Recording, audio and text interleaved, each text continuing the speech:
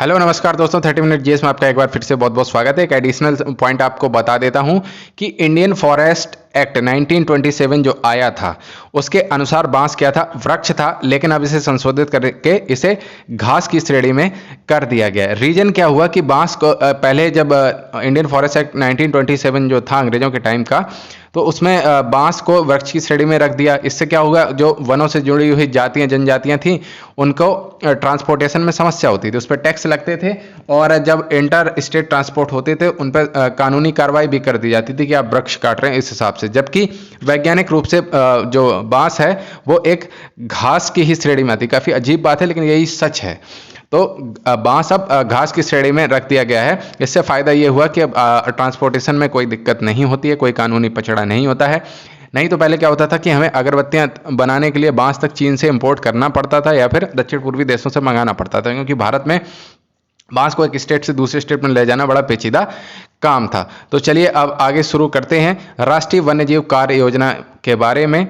ठीक है, तो national wild life action plan के बारे में। तो उससे पहले अगर आपको ये पीडीएफ चाहिए, ये वाली मतलब जो पूरी फुल पीडीएफ है बंदरगाह की, तो आप यूपीआई पे पेमेंट करके मुझे स्क्रीनशॉट भेजकर इसको प्राप्त कर सकते हैं। ईमेल आईडी है hereimkp@gmail.com, hereimkp@gmail.com। तो राष्ट्रीय वन्यजीव कार्य योजना की बात करें तो क्वेश्चन इसमें कौन से बन सकते हैं। पहली वन्यजीव कार्य योजना के बारे में, तो ये कब से कब तक रही, 1983 से 2001 तक रही। इसके बाद दूसरी वन्यजीव कार्य योजना रही 2002 से 2016 तक, और तीसरी वन्यजीव कार्य योजना शुरू होती है 2 अक्टूबर 2017 से 2031 तक। इन तीन में से कोई एक क्वेश्चन आपको देखने को मिल सकता है। और सबसे इंपॉर्टेंट जो है वो है तीसरी राष्ट्रीय वन्यजीव कार्य योजना। तो इसमें है क्या, इसमें 5 फैक्टर्स हैं, यानी कि 5 घटक हैं, 17 थीम हैं, 103 संरक्षण कार्य हैं और 250 परियोजनाएं राष्ट्रीय वन्यजीव कार्य योजना में शामिल हैं। और इसमें पहली बार क्या हुआ है कि पहली बार भारत ने इस कार्य योजना में, तीसरी राष्ट्रीय वन्यजीव कार्य योजना में पहली बार भारत ने वन्य जीवों पर जलवायु परिवर्तन के प्रभाव से, यानी कि क्लाइमेट चेंज के प्रभाव से संबंधित चिंताओं को पहचाना है और इनके समन यानी कि इनके निदान, उनको और अनुकूलन के लिए किए जाने वाले कार्यों को इंटीग्रेटेड यानी कि एकीकृत करने पर जोर दिया है।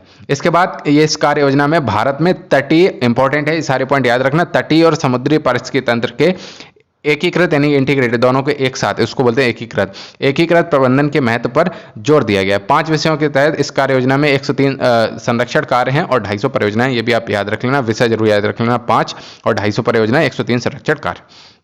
तीसरी राष्ट्रीय वन्यजीव कार्य योजना के साथ साथ तत्कालीन केंद्रीय, यानी कि उस समय जब 2017 में ये लागू हुई थी, तो उस समय केंद्रीय पर्यावरण, वन एवं जलवायु परिवर्तन मंत्री जो थे डॉक्टर हर्षवर्धन थे, उन्होंने इस अवसर को चिन्हित करने के लिए भारतीय वन्यजीव मोबाइल ऐप को भी लॉन्च किया था। अब बात करें तीसरी वन्यजीव कार्य योजना के अन्य महत्वपूर्ण तथ्यों के बारे में, तो पूर्व सचिव जो थे जेसी काला, तो उनकी अध्यक्षता वाली 12 सदस्यीय समिति द्वारा इस तीसरी वन्यजीव कार्य योजना को शुरू किया गया था, जो मसौदा होता है उसको। और पहली बार वन्य जीवों पर जलवायु परिवर्तन के प्रभाव को दर्शाया गया था। इसके अलावा जलवायु परिवर्तन समन कार्यों को एकीकृत करने पर केंद्रित थी ये योजना, यानी कि जलवायु परिवर्तन से जो दिक्कतें हो रही हैं उनको दूर करने के लिए एकीकृत रूप से कार्य करने पर यह आधारित है तीसरी राष्ट्रीय वन्यजीव कार्य योजना। इसके अलावा तटीय, समुद्री और अंतर्देशीय जलीय पारिस्थितिकी तंत्र में आवास संरक्षण पर, यानी कि हैबिटेट पर विशेष ध्यान देना और संकटग्रस्त प्रजातियों की बहाली पर भी जोर देना इसका लक्ष्य था। इसके अलावा यह योजना लोगों के लिए संरक्षण, पर्यावरण विकास, शिक्षा, प्रशिक्षण और आउटरीच कार्यक्रमों के बारे में जागरूकता को भी प्रोत्साहित करती है। यह वन्यजीव संरक्षण प्रक्रिया में निजी क्षेत्र की भागीदारी का भी सुझाव देती है, यानी कि प्राइवेट सेक्टर की भी भागीदारी का यह सुझाव देती है। और तीसरे राष्ट्रीय वन्यजीव कार्य योजना के घटक मैंने बताया था 5 हैं। कौन कौन से हैं? नंबर 1, वन्यजीव और उनके आवासों के एकीकृत प्रबंधन को सुदृढ़ बनाना। नंबर 2 है जलवायु परिवर्तन के लिए अनुकूलन और भारत में जलीय जैव विविधता के लिए एकीकृत स्थायी प्रबंधन को बढ़ावा देना। इसके अलावा इको टूरिज्म, प्रकृति शिक्षा और भागीदारी प्रबंधन को भी बढ़ावा देना। नंबर 4 पर है वन्यजीव अनुसंधान को मजबूत करना और वन्यजीव संरक्षण में मानव संसाधनों के विकास की भी निगरानी करना। नंबर 5 पर है भारत में वन्यजीव के संरक्षण के लिए नीतियों और संसाधनों को सक्षम बनाना। ठीक है, अब अगले वीडियो में बात करेंगे फॉरेस्ट सर्टिफिकेशन की, यानी कि वन प्रमाणन के बारे में। तब तक के लिए बहुत बहुत धन्यवाद। चैनल को सब्सक्राइब कर लीजिए अगर नहीं किया तो।